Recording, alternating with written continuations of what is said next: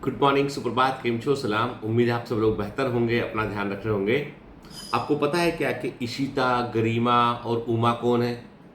इशिता, गरिमा और उमा कौन है? जानते हैं आप इनको? नहीं जानते? चलिए मैं बताता हूँ आपको कि यूपीएससी का जो है रिजल्ट अभी कल आया।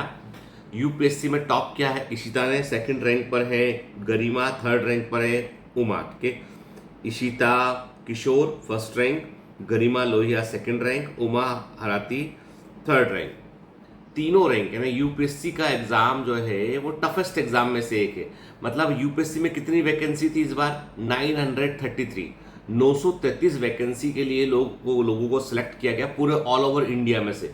पूरे ऑल ओवर इंडिया में से जो है वो 933 लोगों को सिलेक्ट किया गया। उसमें से रैंक 1, रैंक 2, रैंक 3 पे लड़कियां हैं, गर्ल्स हैं। ठीक है, मतलब आप देखो कितना, मतलब मैं पहले जब मैं एग्जाम दे रहा था यूपीएससी का, उस समय में है ना, हम लोग देखते थे कि भाई अंडर 10 में कौन गर्ल्स हैं। ठीक है, तो एक लड़की मिलेगी, दो लड़की मिलेंगी। पहले 50 में जो है वो 4-5 होंगी। ठीक है, 8 होंगी। अब लेकिन जो है रिजल्ट बनता है तो लाइन से लड़कियां होती हैं, फर्स्ट सेकंड थर्ड रैंक। मतलब मेजोरिटी जो है गर्ल्स की हो रही है। मतलब ये है कि सच्चे अर्थों में जो है देश आगे बढ़ रहा है। याद रखिए, जब देश के अंदर जो है लड़कियां या गर्ल्स जो है वो काम में, जब वो अच्छी जॉब पर पहुंचती है, अच्छी पोजीशन में पहुंचती है ना, तो कंट्री की 50% आबादी वास्तव में जो है वो क्रिएटिव काम में इन्वॉल्व होती है। ये तो अच्छी बात है।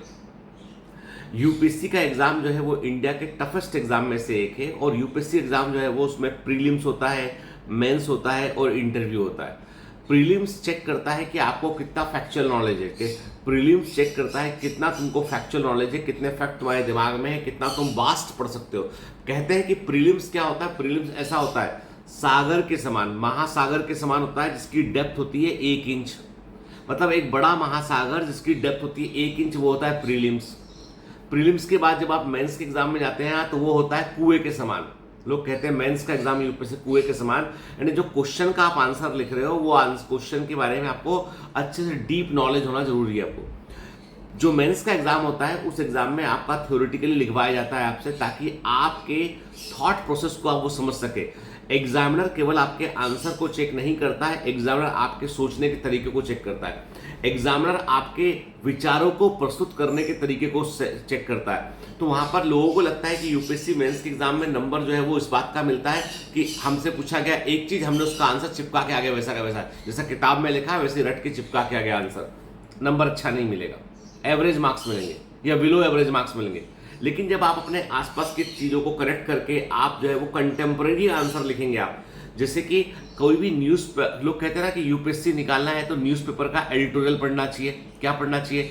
एडिटोरियल पढ़ना चाहिए, क्योंकि एडिटोरियल में क्या होता है, विचारों को सही प्रकार से प्रस्तुत किया गया होता है। दूसरा, इसके अलावा क्या होता है कि जब आप लिखते हैं ना कोई चीज के बारे में, तो वो चीज को कैसे शुरू करना है, कैसे खत्म करना है, एक न्यूट्रल कंक्लूजन पर कैसे पहुंचना है आपको, या कोई दिशा देनी है तो क्या दिशा देनी है आपको, ये सब चीजें चेक होती है।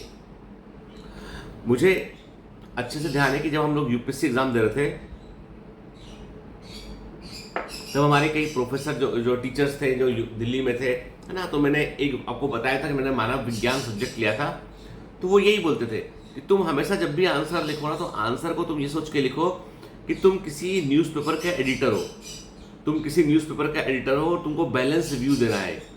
तुम्हारा आंसर सबसे अलग होना चाहिए, फैक्ट सारे वही रहना चाहिए, जो एक्चुअल फैक्ट है वो रहना। फैक्ट से मत खेलो, फैक्ट तो वही रहेंगे, लेकिन प्रेजेंटेशन से खेलो। तो यूपीएससी का जब एग्जाम होता है ना, तो उसमें जो है वो मेंस का एग्जाम आपके वास्तव में विचारों को प्रस्तुत करने का तरीका, आपका एक्सप्रेशन, आपकी पर्सनालिटी को भी रिफ्लेक्ट करता है।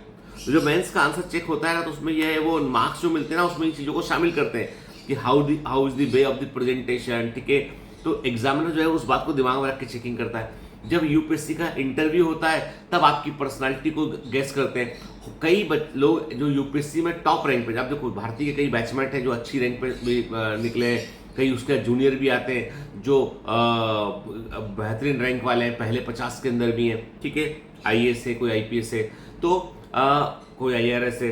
तो अब जब इनसे पूछते हैं कि भाई वो इंटरव्यू में मुझे ध्यान अच्छे से कि 2008 या 9 की बात है कि कोई जो टॉप किया था, पहले 5 में था, उससे मेरी मुलाकात हुई थी एक बार। तो उन्होंने बोला कि इंटरव्यू में मेरे से तो 50% क्वेश्चन के आंसर नहीं बने। जो पूछा नहीं मालूम है सर कि नहीं बने, लेकिन तब भी इंटरव्यू में अच्छे नंबर मिले।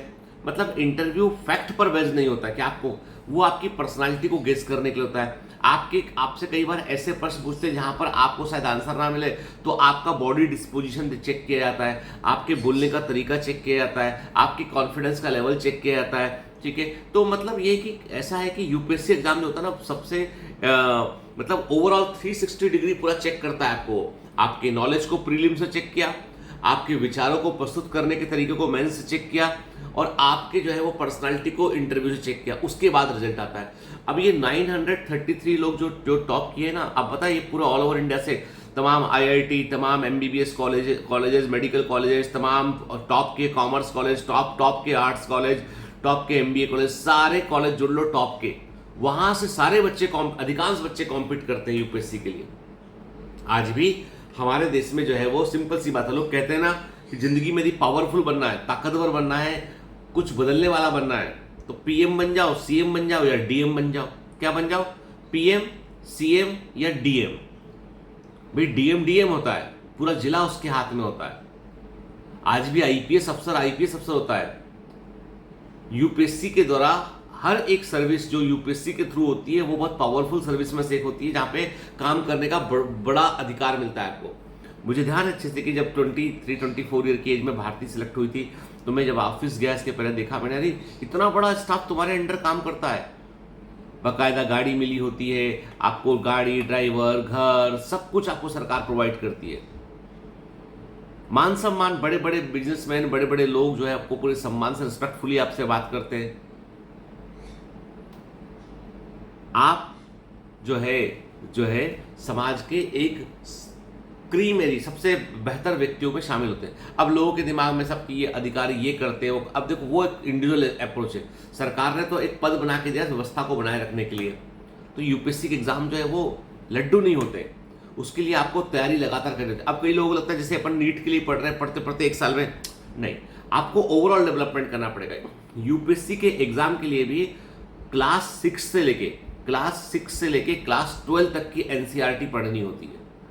क्लास 6 से लेके क्लास 12 तक की एनसीईआरटी पढ़नी होती है, मैथ्स को छोड़ के, फिजिक्स केमिस्ट्री को छोड़ के। आपको 10 तक तो सब पढ़ना पड़ेगा, और 11-12 के आपको जो है वो कॉमन बुक्स जो है एनसीईआरटी की, हिस्ट्री, इकोनॉमिक्स, वो सब पढ़नी पड़ेंगी। मतलब ये फंडामेंटल्स हैं यूपीएससी के। जिन बच्चों ने यूपीएससी की आज मैंने सोचा यूपीएससी पर ही बात करेंगे, जिनको यूपीएससी की तैयारी करनी है, तो वो बच्चे जो है वो इस बात का बहुत ध्यान रखें बेटा कि आप जब भी, अब कई बच्चों को लगता है कि हम तो प्रीलिम की तैयारी करेंगे, साल भर मेहनत करते हैं, प्रीलिम की तैयारी करते हैं, प्रीलिम कभी निकलता है कभी नहीं निकलता है, यदि निकल गया तो मेंस नहीं निकलता है। आपको बतला दूं मैं जानता हूं जितने लोगों को, जो मेरा खुद का अनुभव है, तैयारी पहले मेंस की कीजिए, उसके बाद प्रीलिम्स की तैयारी कीजिए, फिर मेंस की तैयारी कीजिए, एग्जाम निकलेगा आपका। चलिए, है ना। और जो यूपीएससी जिनको देना है ना, तो वो अपने ग्रेजुएशन के दौरान ही पढ़ना शुरू कर दे। वो during the graduation, second year, आप चाहे बीए सेकंड ईयर हो, बीएससी सेकंड ईयर हो, एमबीबीएस आप फाइनल ईयर में हो, आप फाइनल ईयर के बाद, एमबीबीएस में क्या था, फाइनल ईयर में बहुत बर्डन बढ़ जाता है, तो मैं कहता हूँ इंटर्नशिप से तैयारी शुरू कर दीजिए। मतलब ये मत सोचिए कि फॉर्म भरेंगे तब तैयारी शुरू करेंगे, तैयारी आपको 2 साल पहले, 1.5 साल पहले शुरू करनी पड़ेगी यूपीएससी की तैयारी। चलिए, और हाँ, एक बात और, जो न्यूज़पेपर सबसे अच्छा होता है इसके लिए, जो यहाँ पे बहुत अच्छे व्यूज मिलते हैं आपको, वो है the Hindu. The Hindu is one of the best newspaper जो यूपीएससी के बच्चों के काफी काम आता है। चलिए, have a great day, all the best, bye bye.